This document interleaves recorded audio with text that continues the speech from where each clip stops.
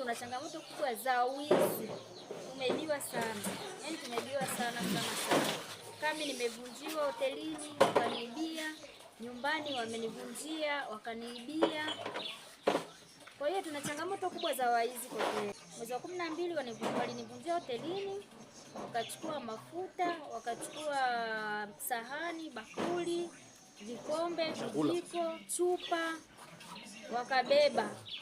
Vingine wakabeba na chakula kilichobaki, wakaenda kutupa kule shuleni, wamekula, wakatupia huko shuleni na masufuria. Chukua basi vipande. Mara ya pili tena nimekuja kuibiwa tena tarehe 27 mwezi wa 2. Nilipeleka mtoto wangu nyumbani akalale. Sijajua ni ramani, yani sijajua ni ramani gani iliyokuwa imetengenezwa kwa dakika 10 zilizopita. Nimemfungulia mtoto amelala, nilirudishia mlango, nikafunga na geti. Hatimaye mtoto wangu alitoka shuleni akaja nyumbani akaniambia, mama, mbona mtoto amelala lakini mlango uko wazi? Nikamwambia mlango uko wazi. Kwa nini? Akaniambia mimi sijui, umefungua ukaacha wazi. Hapana, nimekuja tu nimekuta mlango uko wazi, TV hamna. Nikaona kama ni uongo. Nikatoka sehemu niliyokuepo nikaenda nyumbani. Kufika nyumbani kweli TV hamna, imebebwa. Baada ya kuuliza majirani, nikaambiwa mtu amepita ulikabaa akatokea huku kwenye ngazi akashuka chini. Kwa hiyo lakini ni muda tayari umeshasogea. Kwa hiyo sijaelewa hata nani amechukua mpaka sasa hivi. Huu mtaa wenu hauna sungusungu? Hapo nyuma palikuwa na sungusungu, kwa sasa hivi hamna sungusungu yoyote. Serikali itusaidie, yani wajitahidi wanavyoweza, kwa sababu hali imekuwa ni mbaya. Yani hali imekuwa mbaya, kumekuwa na wizi ambao hapa na pale. Sasa hivi mpaka mapikipiki, bodaboda wenyewe wanasikitika sana, wanaibiwa sana. Na usiku ukitoka unapotoka, ukishuka mahali unaposhuka, yani uelewe watu wametokea hapo, unashangaa tu. Bana, hizo imekuwa changamoto sana hapa Sekei bana. Usiku watu wanalala hawalali. Usiku kutembea usiku hawezi kuamka. Kutembea usiku. Unashindwa kutoka hata nje kuangalia nje kwa sababu waizi wanatembea na mapanga, mabeto, kutishiana, kuibiana simu.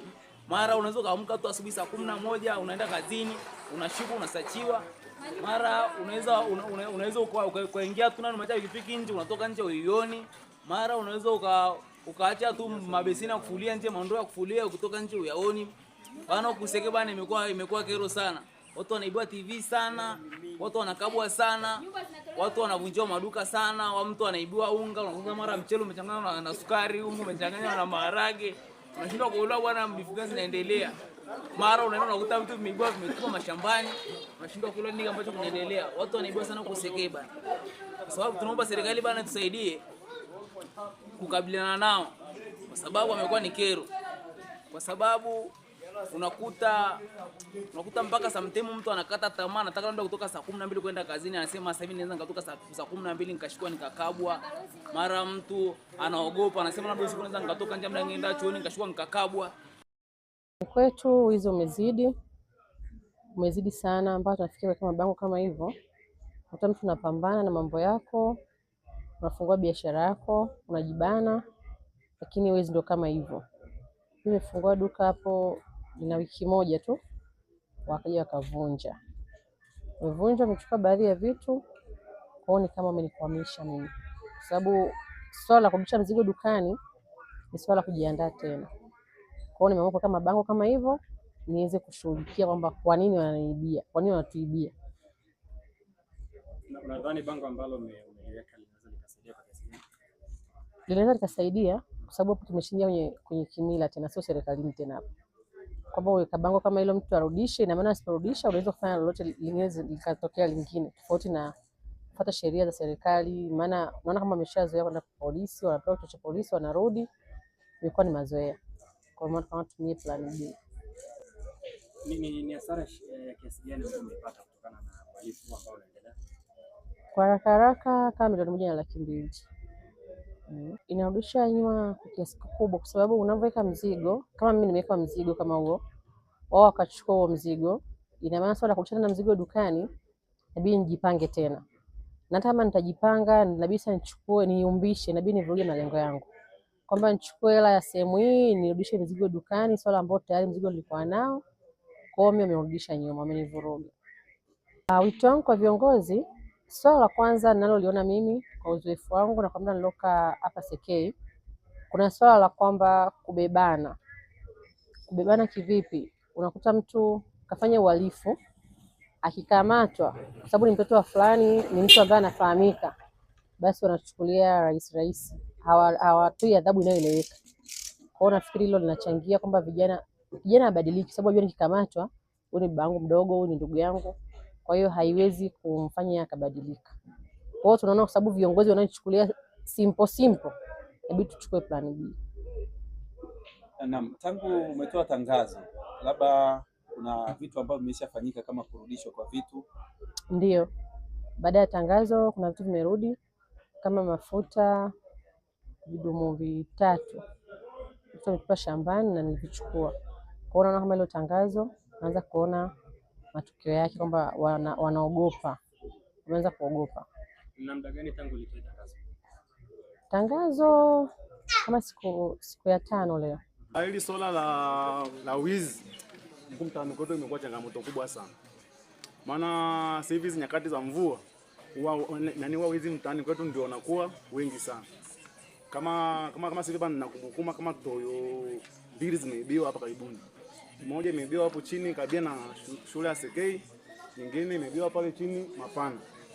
Na nasikia pia umechukua beti pale kwa Elishadai, beti 6 ninavyosikia, lakini kuna 4 wamezifanyaje, wamezipata. Unaona hapa matangazo yametolewa kama matangazo mawili ya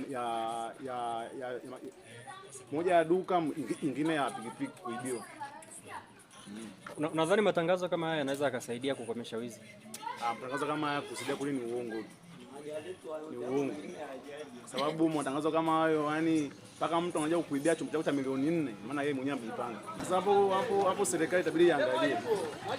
Serikali iangalie. Maana asili kwa Alison nzuri, yani asili huwezi acha toyo hata uende sehemu au ingie ndani tu wote toyo hapo nje, yani changamoto kwa mtaa wetu kwa mtaa. Maana sasa hivi yani hata mwenyewe sasa hivi hata siku hizi damka kwa ajili kumtauli. Kwani ana siku hizi damka saa 10 ukimenya kijiweni uwezi. Hali imekuwa mbaya sana. Unadhani nini kifanyike? Sababu serikali yetu hata ya si kitongoji sisi nani hapa yaangalie hata sungusungu yani. Kama itabidi hata wananchi wajichange ili kuharibu.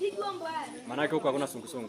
Sungusungu wana mimi kwa muda ambao namkaga kweli kwa toa namkaga saa 9 saa 10 si kuna sungusungu wote ambao shanizuiaga si kuona. Taarifa hizo ninazo kabisa na vijana wapo. Ila kwa sasa hivi hiyo mambo mengine, kuna mwingine ambaye sipendi kuongea zarani, ila tunalishughulikia hivi karibuni itaisha. Itafanyia kazi. Pengine watu wamekuwa kikwazo kwa kiasi gani kwa wananchi wako?